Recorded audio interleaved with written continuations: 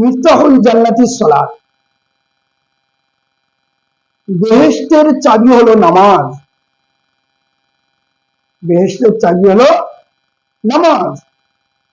অনেকে বলে নামাজ পড়ে কি হবে, অনেকে বলে নামাজ পড়ে জান্নাত হবে না। না ভাই, এখানে হাদিস পাকের মধ্যে আল্লাহ রসুল বলে যাচ্ছেন যে আল্লাহর রসুল মাসুম ছিলেন সাল্লাল্লাহু আলাইহি ওয়াসাল্লাম, মাসুম নিষ্পাপ। তিনি কত ইবাদত করতেন, কত নামাজ পড়তেন, কিসের জন্য? তিনি তো জান্নাতি ঘোষণা হয়েছিলেন, তাও নামাজ পড়তেন যাতে করে আমার উম্মতেরা আমাকে দেখে শেখে যে নামাজ না পড়লে সে জান্নাতি হতে পারবে না।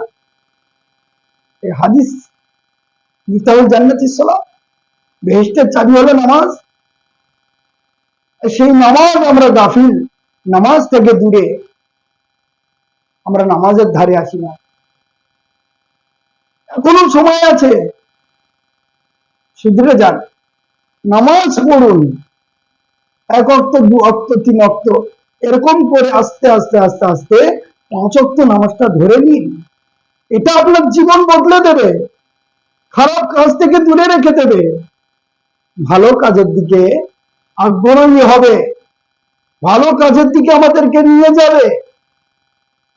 যদি 5 অক্ত নামাজ পড়া হয়, সে বাবা মার খেদমত করবে, বাবা মাকে মারধর করবে না, বাবা মাকে না খেতে দিয়ে রাখবে না। সেই জন্য আমি বলবো, আপনি 5 অক্ত নামাজ না হলে 1 অক্ত নামাজ ধরুন। নামাজ তো প্রত্যেক মুসলমানের উপরে ফরজ। যখন সে বালেগ হবে তারপর থেকে 5 অক্ত নামাজ ফরজ। আমরা কোথায়? আমরা নামে মুসলমান, কাজে কর্মে মুসলমানের মতন নয়।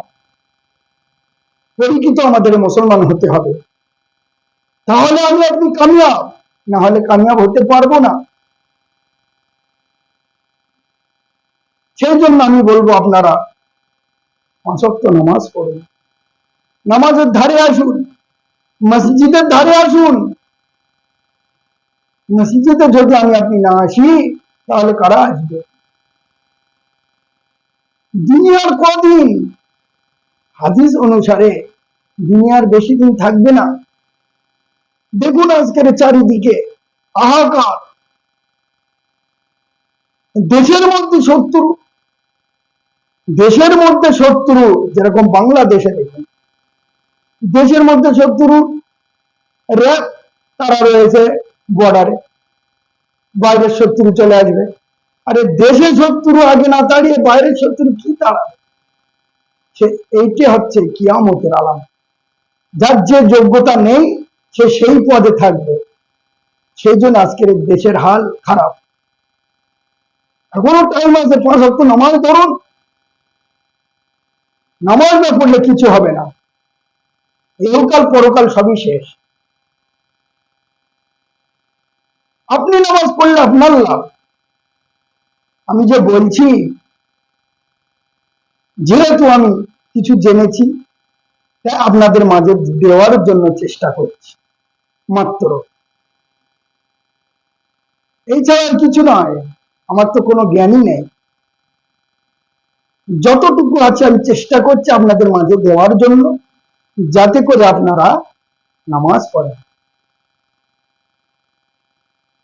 আর মিফতাহুল জান্নাতিস সালাত, বেহেশতের চাবি নামাজ। এবার নামাজ পড়তে গেলে কি করতে হবে? নামাজের চাবি হচ্ছে ওযু। এবার ওযু আমরা সঠিকভাবে যদি না করি, তাহলে নামাজ হবে না, নামাজ না হলে জান্নাত পাবো না। সেই জন্য সঠিকভাবে আমাদের ওযু করতে হবে, ওযু শিখতে হবে। সুন্দরভাবে পবিত্র হয়ে ওযু করে মসজিদে যাওয়ার পরে 2 রাকাত তাহিয়াতুল ওযু, 2 রাকাত দুখুলুল মসজিদ, 2 রাকাত তাহিয়াতুল ওযু, ওটা ওযুর হক, ওযুর জন্য নফল। মসজিদে ঢোকার পরে দুখুলুল মসজিদ, ওটা মসজিদের হক। সেই জন্য আমরা ওযু করলাম সুন্দরভাবে, উত্তমভাবে করার পরে তাহিয়াতুল ওযু 2 রাকাত, দুখুলুল মসজিদ 2 রাকাত, তারপরে যে নামাজের সুন্নাত আছে সে সুন্নত পরে সুন্দরভাবে মসজিদে আদবের সাথে বসে থাকবে। কারোর সাথে কোনো কথাবার্তা না, দুনিয়াবি কথাবার্তা নয়, আল্লাহর সাথে কথা হবে। আল্লাহর ঘরে ঢুকেছে, আল্লাহর সাথে কথা বলবো, তাছাড়া আধা শূন্য কারোর সাথে কথা বলবো না। নামাজের জন্য অপেক্ষা যে করবে, জোহরের নামাজ পড়ে আসরের নামাজের অপেক্ষা যে করবে, এই যে ব্যবধান, এর মধ্যে নামাজের সওয়াব পেতে থাকবে। সেই জন্য নামাজ কি জিনিস, আসুন বুঝুন, নামাজ পড়ুন।